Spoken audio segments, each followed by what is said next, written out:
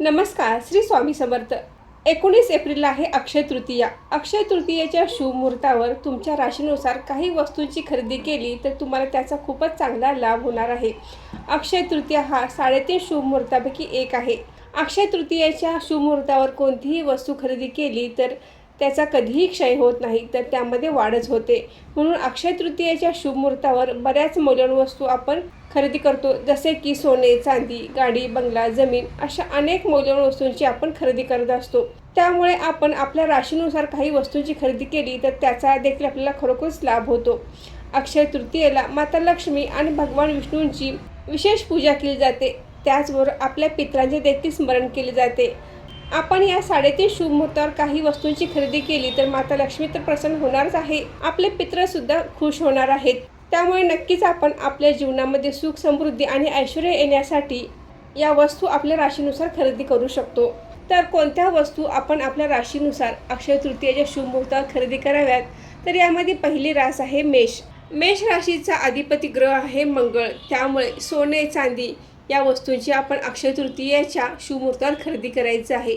मेष राशीच्या व्यक्तींनी मसूर डाळ, लाडूचे दान अवश्य करावे. यामुळे माता लक्ष्मीची तर कृपा राहणारच आहे. त्याचबरोबर धनधान्याची देखील कधीच कमतरता भासणार नाही. त्यानंतरची दुसरी रास आहे वृषभ. वृषभ राशीचा अधिपती ग्रह आहे शुक्र. त्यामुळे आपण अक्षय तृतीयेच्या शुभ मुहूर्तावर सोने, चांदी, हिरा अशा वस्तूंची खरेदी करायची आहे. त्याचबरोबर तांदूळ, बाजरी ही देखील खरेदी करू शकता.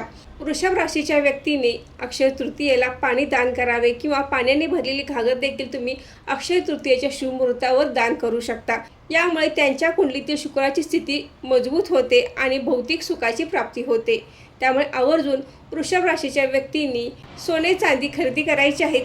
जास्त शक्य नसेल तर अगदी थोडे तरी आपण सोने किंवा चांदी अक्षय तृतीयेच्या शुभ मुहूर्तावर खरेदी करायचं आहे. त्यानंतरची तिसरी रास आहे मिथुन.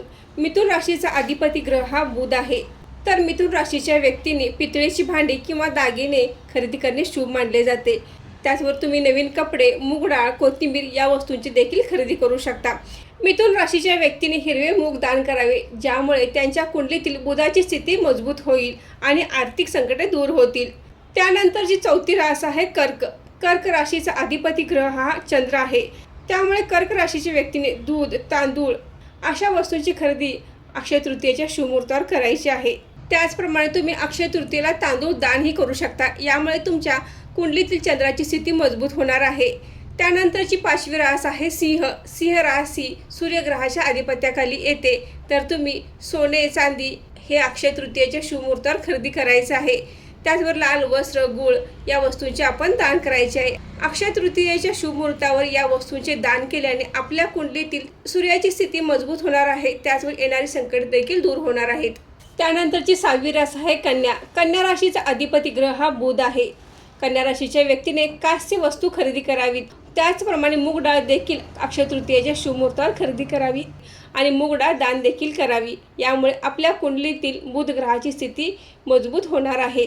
त्यानंतरची 7वी रास आहे तुळ रास. तुळ राशीचा अधिपती ग्रह हा शुक्र आहे. तर तुळ राशीच्या व्यक्तीने चांदी खरेदी करणे शुभ मानले जाते.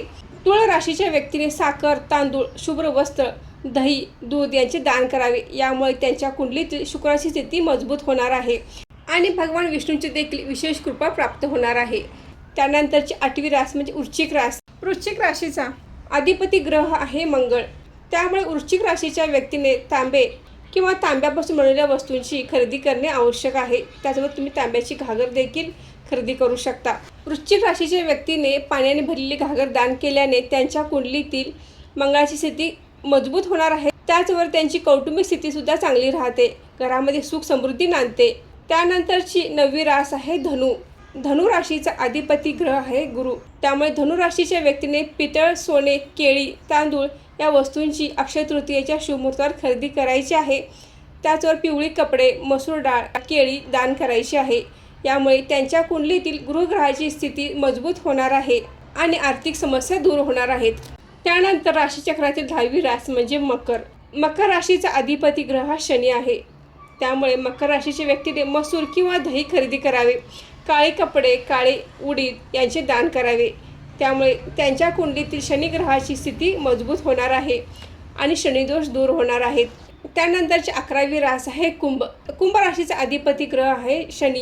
कुंभ राशीच्या व्यक्तींनी काळे तीळ, मोहरीचे तेल, लोह अशा वस्तूंची आपण खरेदी करायची आहे. त्याचबरोबर या वस्तू तुम्ही दानही करू शकता. यामुळे यांच्या जीवनात असणाऱ्या अडचणी समस्यापासून यांना मुक्ती मिळणार आहे. राशीचक्रातील 12वी रास आहे मीन. मीन राशीचा अधिपती ग्रह हा गुरु आहे. तर मीन राशीच्या व्यक्तींनी पितळ, सोने, हळद, हरभरा डाळ यांची खरेदी करायची आहे. त्याचवर या वस्तू तुम्ही दानही करू शकता. तर अक्षय तृतीया हा 3.5 शुभ मुहूर्तापैकी एक आहे. तर आपण अवश्य वस्तूंची खरेदी करायची आहे. त्याचवर ज्या ज्या वस्तू सांगितल्या आहेत त्या आपण या दानही करू शकता.